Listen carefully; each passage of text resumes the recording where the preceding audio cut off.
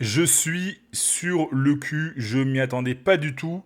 Marc Cucurella va signer au Real Madrid. Donc comme d'habitude, on est ensemble, on va débriefer ça.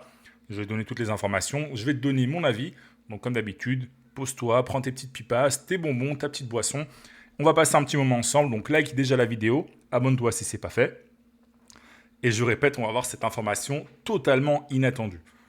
Je te cache pas que quand j'ai vu l'information, j'ai dû cliquer au moins 4 fois sur le profil de Fabrizio Romano pour m'assurer que c'était pas un troll ou un compte parodique, etc. Mais non, c'est le vrai compte de Fabrizio Romano et qui nous explique donc qu'il y a un accord entre le Real Madrid et Chelsea pour le transfert de Cucurella et qu'il y a aussi évidemment un accord entre le joueur et le Real Madrid.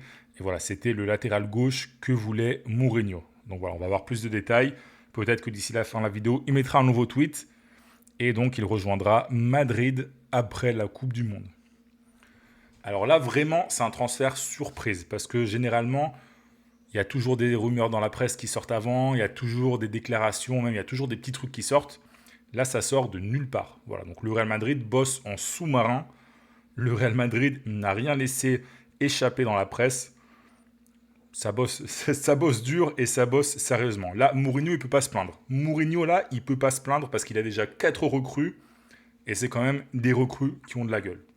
Alors, sur le joueur en soi, c'est pas. C'est Cucurella qui me surprend. Voilà, le fait que le Real Madrid recrute un latéral gauche, on savait plus ou moins que ça allait se passer vu que Mourinho l'avait demandé. Voilà, j'en avais parlé dans une autre vidéo.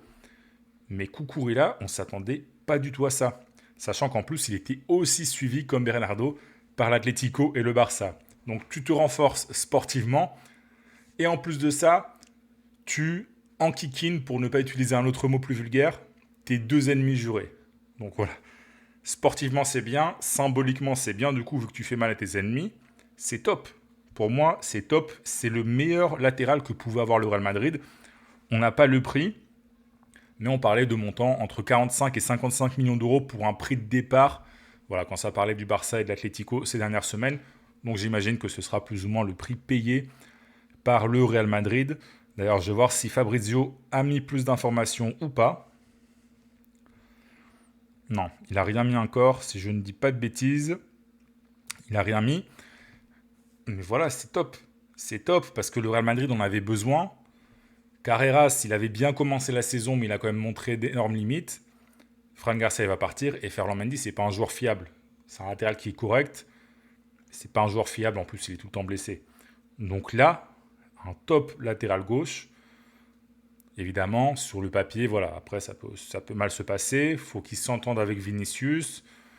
Voilà, faut qu'il s'intègre bien dans ce Real Madrid. Mais sur le papier, je répète, c'est un très bon transfert que fait le Real Madrid, qui commence visiblement à recruter intelligent. Il y a aussi un autre aspect. Alors moi, je ne suis pas supporter du Real Madrid, vous le savez, mais je pense que ça va faire plaisir aux Madrilènes. C'est que c'est un international espagnol. Alors certes, il est formé au Barça, il est catalan. Bon, le fait qu'il soit catalan en soi, les supporters s'en foutent. Voilà, il choisit pas où il est, le gars. Mais il est formé au Barça. Et ça, mais bon, voilà, c'est pas non plus un joueur qui a cette empreinte, cette ADN Barça. Parce qu'en équipe première, il a très peu joué. Je sais même pas s'il a joué un match en équipe première. Je suis pas sûr, faudra vérifier. Donc voilà.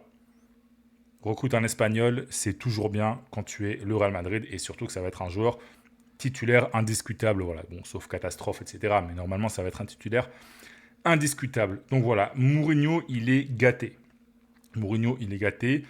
Il va avoir un effectif très, très compétitif.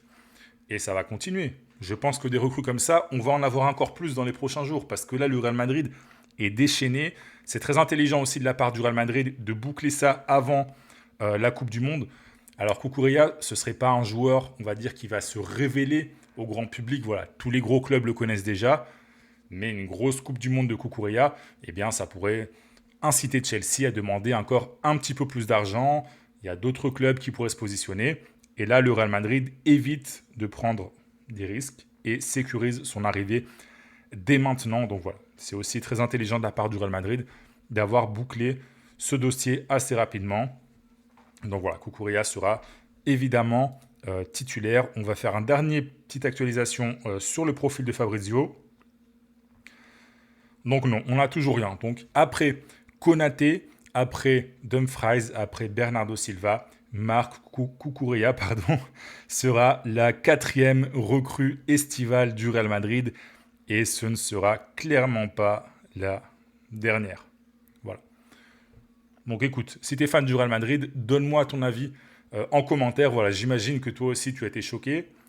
Me dis pas que tu t'y attendais parce que à moins que tu travailles dans le milieu ou à moins que tu sois Florentino Pérez ou José Ángel Sánchez directement, me dis pas que tu t'y attendais. Voilà, je te crois pas.